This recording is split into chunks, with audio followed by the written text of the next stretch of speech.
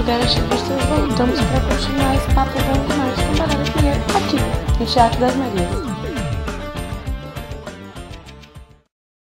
Então, em 1994 eu monto a minha primeira companhia, que é a Companhia Ivatá. Em Iorubá significa ritmo. E eu achei bacanérrimo e montei a Companhia Ivatá. A gente atuou no Rio e São Paulo muito fortemente entre 94 até 2000, que foi bacana. A gente ganhou alguns prêmios, ganhamos o prêmio Coca-Cola, o prêmio Sharp, como coreografia, 2 espetáculos que hoje ainda estão em cartaz no Rio de Janeiro, que é o Tip Tap na Cola do Sapateado, ou seja, na Cola do Sapateado completou 25 anos esse ano, e a gente ainda em cartaz no Teatro.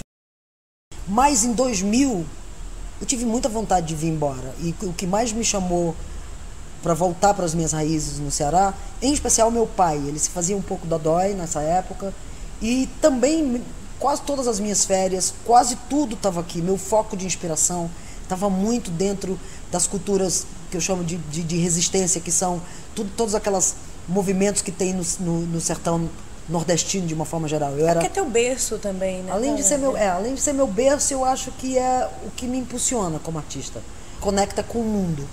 Então eu vim embora para cá. Foi muito difícil, porque eu deixei a Companhia Ivatá inteira no Rio de Janeiro, a Catsapá funcionando como uma escola de musicais, a companhia em cartaz com Tip Tap na Cola do Sapateado, e vim só pro Rio de Janeiro, do Rio de Janeiro para cá, para Fortaleza. Mas eu acho que em 2 meses eu fui para os jornais, eles me deram uma super abertura aqui em Fortaleza e disse: eu quero montar a minha companhia. Foi muito bacana, uma média de 100, 200 pessoas nessa audição, eu tirei 20 pessoas e comecei a trabalhar com essas pessoas sistematicamente, diariamente, várias horas, e aí montei minha primeira obra genuinamente cearense, que chamou Bagaceira Dança dos Mestres. E aí foi muito bacana, esse espetáculo ganhou todos os prêmios nacionais, a gente teve uma oportunidade de viajar não só o Brasil, como para fora do Brasil, fizemos Nova York, fizemos Chicago, foi um lugar que me deixou muito feliz. E nessa pesquisa, sobraram muitas coisas dentro da pesquisa que não coube ali.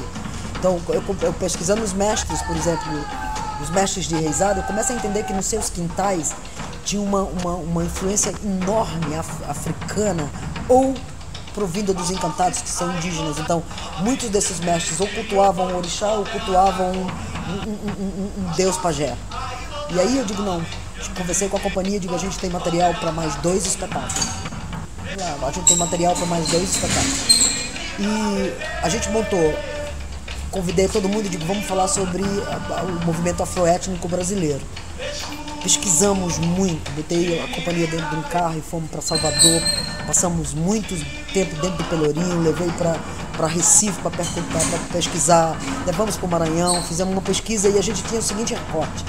Dentro dessa influência afro-brasileira, nós tínhamos por um lado o candomblé, o voodoo, que tem um lugar muito mais na América Central, e tem a Jurema, que é uma coisa mais pernambucana. A gente escolheu, depois de estudar muito, que queríamos mergulhar nos orixás, não por outra coisa, porque eu não sei se uma filosofia, eu prefiro dizer que não é uma religião, é um lugar do universo onde todas as manifestações se manifestam no corpo. Então foi uma pesquisa que eu quis fazer. Que corpo é esse? Essa é a minha primeira pergunta. Que corpo é esse que entra em transe e que os mesmos códigos que esse corpo do sertão do Ceará faz quando está recebendo Xangô são os mesmos códigos que está na cidade de Fortaleza, são os mesmos códigos que está em Xangô, em Nova York. Então a gente começa a pesquisar isso e foi uma pesquisa linda. Eu acho que a gente mergulhou para montar orixás 2 anos de uma pesquisa muito forte. Eu escolhi como metodologia dramatúrgica que a gente iria falar em Iorubá, então a gente estudou Iorubá, a gente criou nossas próprias músicas, tivemos uma participação importantíssima de um Ogã, e para mim um visionário da cultura afro-brasileira dentro do Brasil, chamado Dakartes Gadelha, que é um grande artista plástico também da cidade. Por sinal, ele é uma pessoa que você pode chamá-lo para dentro do ativismo, porque eu não conheço ninguém com tamanha força e com tamanha propriedade na informação sobre a cultura brasileira do que Dakartes Gadelha. E aí ele foi o nosso orientador. Então a gente monta orixás com muito medo, porque a gente tinha feito um sucesso bacana, não tinha aberto porta, ainda foi mais bacana orixás, porque orixás a gente ganhou o prêmio nacional do Sesc. Então a gente fez de cara orixás todos os estados brasileiros, e em cada estado pelo menos 3 espetáculos. Então a gente passou 2 meses viajando o Brasil, Quando a gente chega no Brasil, a gente tem um convite para abrir a Tropicália no Museu de Arte Contemporânea de Chicago, que foi importantíssimo para a gente, porque a gente se juntou com a obra do Elliot Sica, a obra de Lígia Clark, a obra do Gil, do Caetano, de toda a moçada da Tropicália, e como convite de corpo, eles chamaram os orixás. Então foi muito bacana. A gente fez 2 semanas de temporada no Museu de Arte Contemporânea de Chicago. Quando a gente estava voltando para o Brasil, era a inauguração do Harris Theater, que é onde tem o Parque do Milênio, que é o principal hoje da América Latina, o principal centro cultural da América Latina hoje. E a gente fica mais 2 semanas em Chicago e inaugura o teatro, que é o Harris Theater, em Chicago. Foi pra gente uma abertura de portas. Então a gente passou ainda, eu acho que uns 2 ou 3 anos com orixás circulando. Hoje é um espetáculo que eu acho que as pessoas olham para a Companhia Avatar e dizem: eu lembro de orixás. E é mais depois de orixás a gente tinha que falar sobre esse lugar do índio, sobre esse lugar ameríndio, sobre essas etnias que de alguma forma perpassam a nossa história de identidade, a nossa vida de uma forma geral. E aí escolhemos mergulhar nos cariris, nos índios cariris. Não por outra coisa, porque nós, cearenses, somos descendentes dos índios cariris. Então levo a companhia inteira para Nova Olinda. Chegando em Nova Olinda, a gente entende que ali é o berço dos cariris. Então a gente passa um trabalho de pesquisa enorme. Lá a gente descobre as primeiras figuras rupestres, que foi o que encaminhou dramaturgicamente minha pesquisa. E entendo que essas figuras em êxodo vão para o Piauí, a gente segue as figuras. Depois de ter, sei lá, 5, 6, 8 meses de pesquisa, a gente entra em estúdio e monta a Bagaceira Dança dos Ancestrais, que foi outro espetáculo genial na nossa vida. A gente ganhou alguns prêmios, a gente ganhou a montagem da Petrobras, enfim, a gente ganhou um reconhecimento com a trilogia no Brasil, que abre muitas portas para a Companhia Avatar.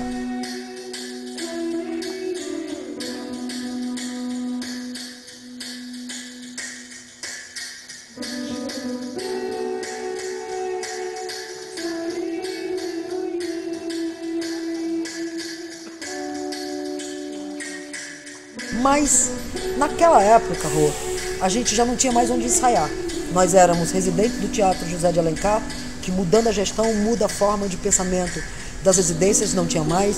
Nós ensaiávamos hora na praia, hora na minha garagem no sol, até o momento que eu olhei e disse: está na hora de a gente ter o nosso lugar.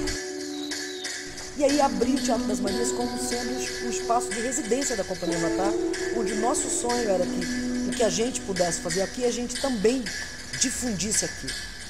Engano nosso, 2 meses a cidade tomou conta do Teatro das Marias, porque nos nossos ensaios a gente chamava o tambor de crioula para vir habitar com a gente, para que a gente pudesse habitar o tambor de crioula, o coco de Zambê, o reisado não sei da onde, a música erudita de não sei de... Então a gente começou a ter mais gente na porta olhando com vontade de entrar do que nós aqui dentro, até o momento que a gente disse: não, a gente vai começar a abrir nossos ensaios para que o público comece a entrar. Com essa ida e volta, a gente entendeu que a gente tinha na mão um lugar que era da cidade, já estava habitado pela cidade.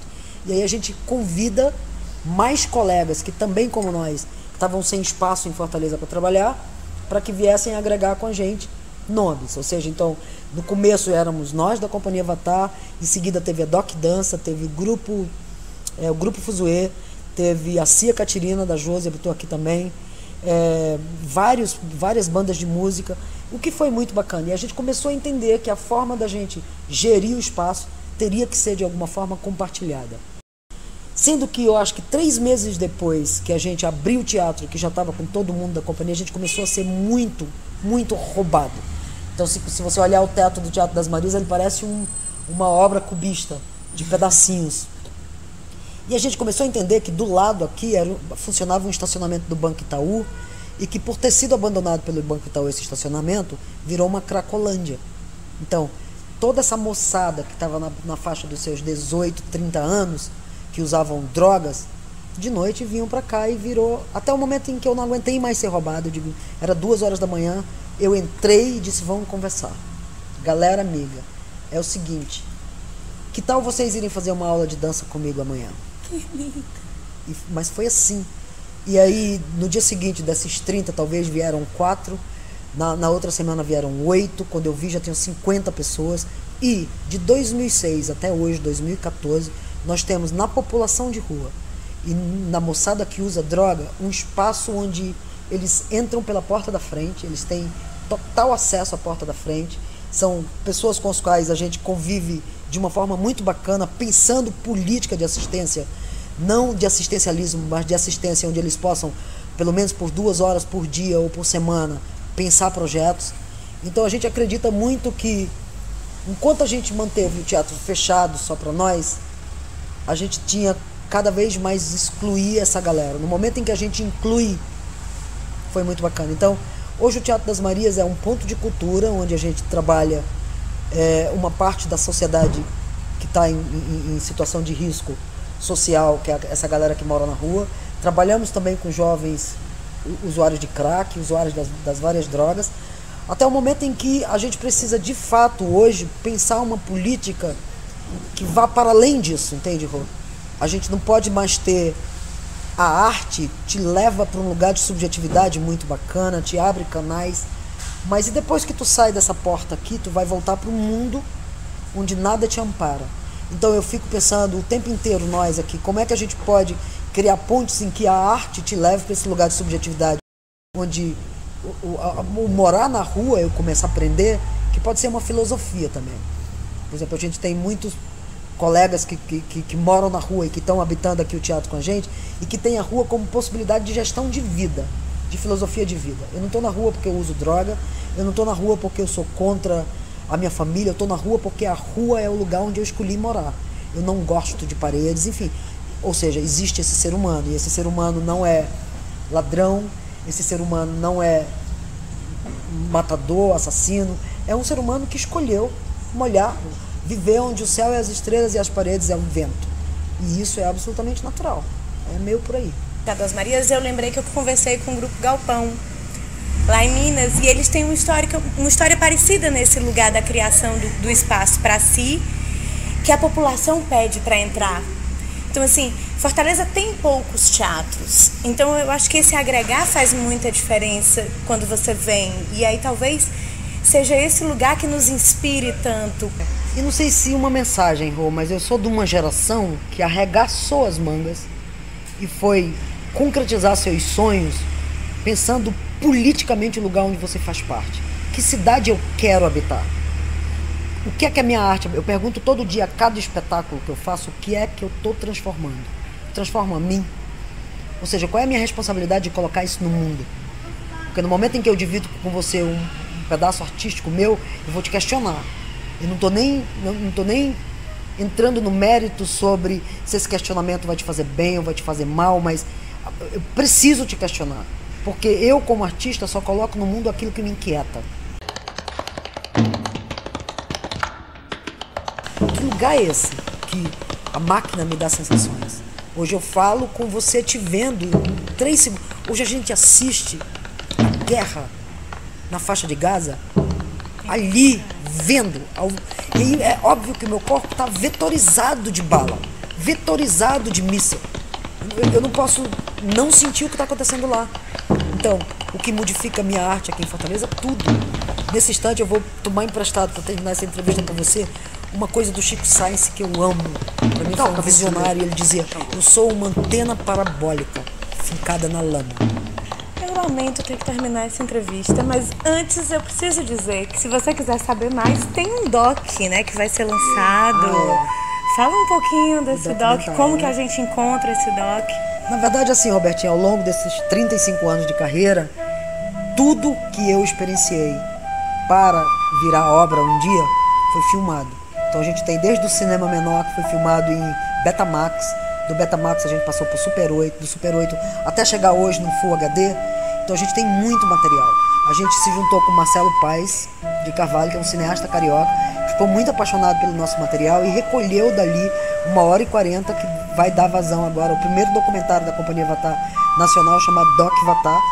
Espetáculos, a gente está nesse instante trabalhando uma compilação da obra, porque a gente fez uma parceria com o Canadá.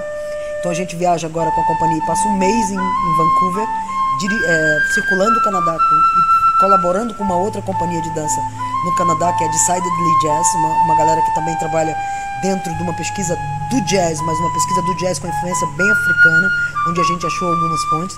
A gente junta a Companhia Avatar e esta companhia gera um produto, mas antes da geração desse produto, eu circulo com o meu produto e ela circula com o produto dela.